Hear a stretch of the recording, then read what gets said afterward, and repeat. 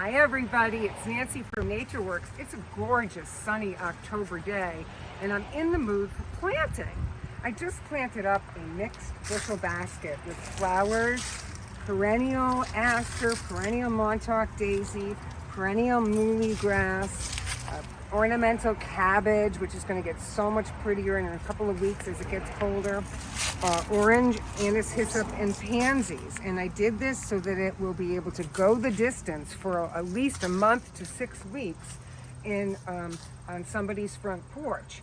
So then I realized that we're heading into the middle of October next week and we're bound to have a frost pretty soon. So I looked at this planter and I thought, I'm going to take out the coleus because the coleus can't take a frost. Now, if you have a plant like a coleus in a variety that you love, what you can do, don't try and bring the whole plant in the house. Just take some cuttings of the coleus. My sister has a coleus that she's had for years in her house. And every year she plants it out, and every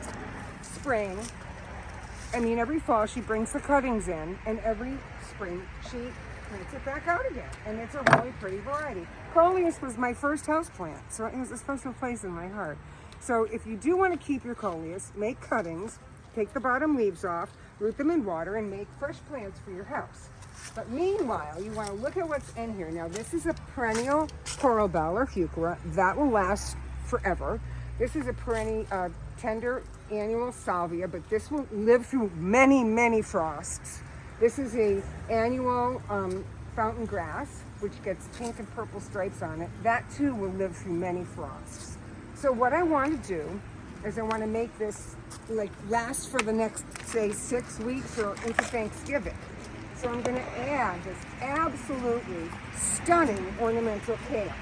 But I'm first going to sprinkle a little bit more organic fertilizer in here. This is our 464 Sustain. That middle number will help any flowers continue to bloom. I've got more organic potting soil here if I need it. So I take this out, chop the roots apart a little bit, just because we want to make sure the roots grow. Stuff this baby right in here, facing outward. Oh my God, how pretty. And then I'm going to add one more element. I'm going to add this mum, which is a really pretty variety. This is not a perennial mum, but it will last until the snow flies practically. So this is an annual mum. I picked it because I thought the colors would go good with the grass and the heuchera. I'm going to stuff that in there. You don't have to worry about giving them lots of room because before next spring, the heuchera is going to be taken out and planted in the garden. Look at that. How fun is that? So now that it's been redone to be able to live at this time of year through mild frosts, we'll take just a little bit more of our organic mechanics potting soil and add it in there. Just tuck it in, and then we'll pumpkinscape it. And I call it pumpkinscaping when you take pumpkins and gourds and place them in your planters. And that just adds one more element to make it look a lot more like fall. And it's really fun to do.